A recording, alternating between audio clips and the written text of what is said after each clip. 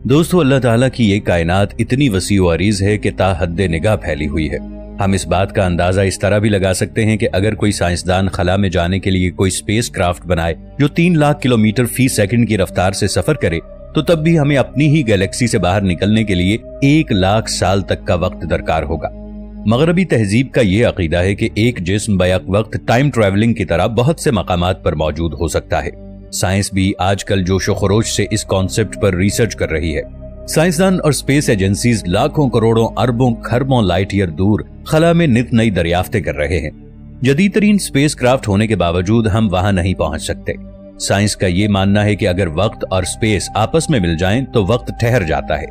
इंसान time travel के जरिए किसी भी सैयारे पर सेकंड्स की रफ्तार से पहुंच जाएगा, और ये कहा जाए कि ये फासिला चंद लम्हों या चंद मिनटों में तय हो सकता है तो ये एक गैर यकीनी सी बात लगती है। साइंसदानों की रिसर्च के मुताबिक हमारे खला में बहुत से शॉर्टकट रास्ते मौजूद हैं।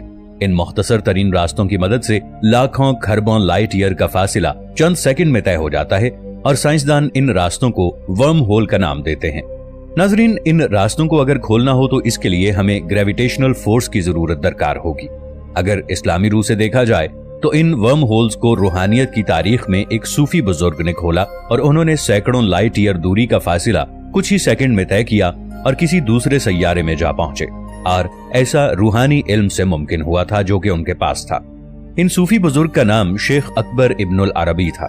आप अंदलुस के शहर मर्सिया में 27 रमदानुल मुबारक 560 हिजरी बमुताबिक 1165 ईस्वी को एक मुअज़्ज़िज़ अरब खानदान में पैदा हुए, जो मशहूर जमाना सखी हातिम ताई के भाई की नस्ल से था। आपके वालिद मर्सिया के हस्पानवी असल हाकिम मोहम्मद बिन सईद मरज़ेनिश के दरबार से मुताल्लिक थे। इब्ने अरबी अभी 8 बरस के थे कि मर्सिया पर मुआहिदीन के कब्जा कर लेने के नतीजे में आपके खानदान को वहां से हिजरत करना पड़ी। दोस्तों, इब्नुल अरबी दूर खला में कैसे पहुंचे, वो अपने खास रूहानी इल्म की बदौलत किसी और डायमेंशन में कैसे पहुंचे, और वहां उन्होंने क्या देखा? क्या उन्होंने वाकई मरीख पर कदम रखा था, और क्या उन्होंने वाकई आने वाले इंसानों के लिए मरीख पर कोई निशान छोड़ा था? नाजरीन, ये तमाम बातें तखय्युलाती लगती हैं, लेकिन आगे चलकर हम इस बात से पर्दा उठाने वाले हैं, इसलिए आपसे इल्तिमास है कि वीडियो को आखिर तक जरूर देखिएगा। इब्नुल अरबी 12वीं सदी के बुलंद पाया मुफक्किर, सूफी और दानिश्वर रह चुके हैं।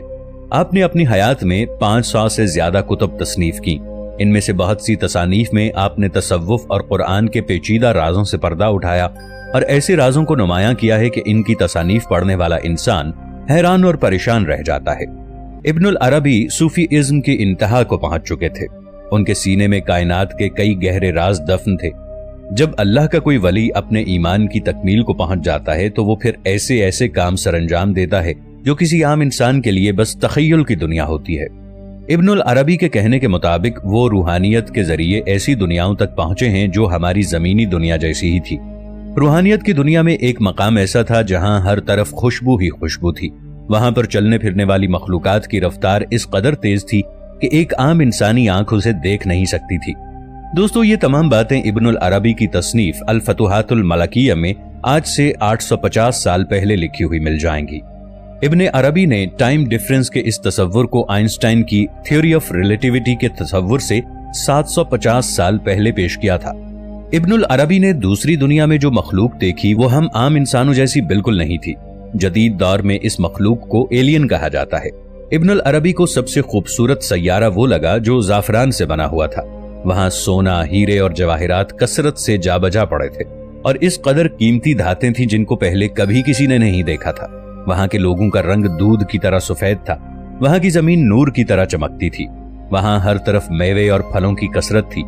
इस जमीन की एक खूबी ये थी कि अगर वहां से कोई फल तोड़ा जाता तो वो फौरन उसी जगह पर एक नया फल निकल आता था। वहां के लोगों में अमले तौलीद का तरीका नहीं था। वो लोग पौधों की तरह जमीन से निकलते थे। वहां के लोग न पानी में डूबते थे, न आग उन्हें कोई नुकसान पहुंचाती थी, और ये मखलूक जिस सैयारे में जिंदगी गुजार रही थी, इब्ने अरबी ने इस सैयारे को मरीख का नाम दिया। इब्ने अरबी के कौल के मुताबिक उन्होंने मरीख पर एक निशान छोड़ा है। आने वाले वक्तों में जब लोग तरक्की की मनाजिल तय करेंगे और जदीद टेक्नोलॉजी की बदौलत जब नई नई दुनिया दरियाफ्त करेंगे, तो तब लोग मरीख पर भी पहुंचेंगे। तो वो मरीख पर मेरे इस निशान को देखेंगे तो लोग जान लेंगे कि मेरा ये सफर हकीकत पर मबनी था। ہو سکتا ہے کہ ابن عربی نے خلا میں کسی ورم ہول کا راستہ کھول دیا ہو اور اسی ورم ہول کے ذریعے وہ دوسری دنیا تک پہنچے ہوں۔ اکتوبر سال 2021 میں ایک خلائی مشن جو کہ ناسا کی طرف بھیجا گیا تھا، اس نے مریخ سیارے کی کچھ تصویریں کیپچر کی تھیں۔ تب ساتھ ہی مریخ کی سطح پر ایک نشان بھی کیپچر کیا گیا تھا۔ اگر اس نشان کو غور سے دیکھیں تو عربی میں سلام لکھا ہوا نظر آئے گا۔ مریخ پر موجود اس نشان کو ہم گوگل میپ کے ذریعے بھی واضح طور پر دیکھ سکتے ہیں۔ ترکی میں رہنے والے کیفر اسکندروگلو جو کہ ایک مصنف ہیں، انہوں نے اپنی کتاب ویلیو آف پروفٹ میں یہ اظہار کیا ہے کہ ابن عربی نے اپنی جس کتاب میں نشان کا ذکر کیا ہے اور مریخ پر جو نشان بنا ہوا ہے، یہ وہی نشان ہے۔ سائنسدانوں کے مطابق ابن العربی کی کتاب پر کافی ریسرچ کی جا رہی ہے اور وہ یہ معلوم کرنے کی کوشش میں ہے کہ ابن العربی نے کائنات میں دور دراز کے مقامات پر کیسے سفر کیا اور کس طرح وہاں پہنچے۔ یہ ایک ایسا علم ہوتا ہے کہ اس میں جسم زمین پر ہوتا ہے مگر روحانی طور پر وہ شخص نیند کی طرح کسی اور دنیا میں موجود ہوتا ہے۔ اس کی ایک مثال حضرت سلیمان علیہ السلام کے دور کی ہے، جب یمن کی شہزادی کا تخت پلک جھپکتے ہی حضرت سلیمان علیہ السلام کے سامنے حاضر ہو گیا تھا۔ اس کی ایک جیتی جاگتی مثال ہمارے سامنے واقعہ معراج النبی موجود ہے۔ یہ ایک ایسا سفر تھا جس میں ہمارے پیارے نبی حضرت محمد صلی اللہ علیہ وآلہ وسلم ایک لمحے میں 7 آسمان تک پہنچ کر وہاں کی سیر کر آئے تھے، مگر اس میں ایک واضح فرق تھا۔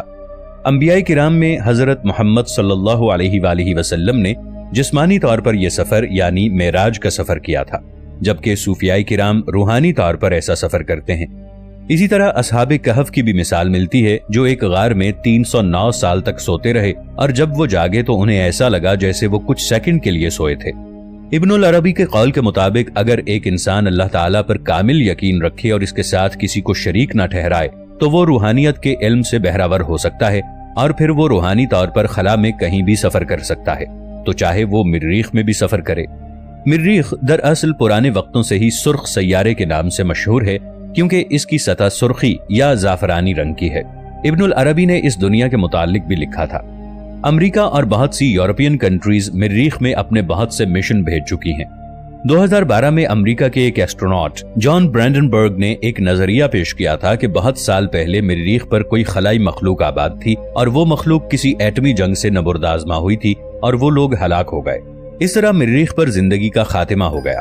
ہو سکتا ہے ابن العربی نے روحانی علوم کا استعمال کیا ہو۔ روحانی علوم کے حصول کے لیے انسان کو اپنے آپ کو مادی دنیا سے دور رکھنا پڑتا ہے اور ان تمام باتوں کی اطاعت کرنا پڑتی ہے جو اللہ اور اس کے رسول کے بعد تمام انبیاء کرام نے لوگوں کو بتائیں، اور صوفیاء کرام نے خود وہی طریقہ اپنایا۔ جب انسان روحانیت کی تمام منازل طے کر لے تو وہ اس مقام تک پہنچ جاتا ہے جہاں ٹائم اور سپیس کی کوئی قید نہیں ہوتی۔ تو یہی وہ سفر تھا جسے ابن العربی نے مریخ پر کیا تھا۔ جیسے جیسے سائنس ترقی کی منازل طے کرتی جا رہی ہے، ویسے ویسے جدید رازوں سے پردہ اٹھتا جا رہا ہے اور اللہ تعالیٰ کا اسلام واضح ہوتا جا رہا ہے، کیونکہ اللہ تعالیٰ کی طرف سے غور و فکر کرنے والوں کے لیے ہدایت کا راستہ ہے۔ آج یورپ اور امریکہ ابن العربی، ابن سینا، امام غزالی اور فارابی کی کتابوں پر تحقیق کر کے ایسے ایسے سوالات کے جوابات ڈھونڈ رہے ہیں جن سوالات کے جوابات ڈھونڈنے میں سائنس بھی بے بس ہے۔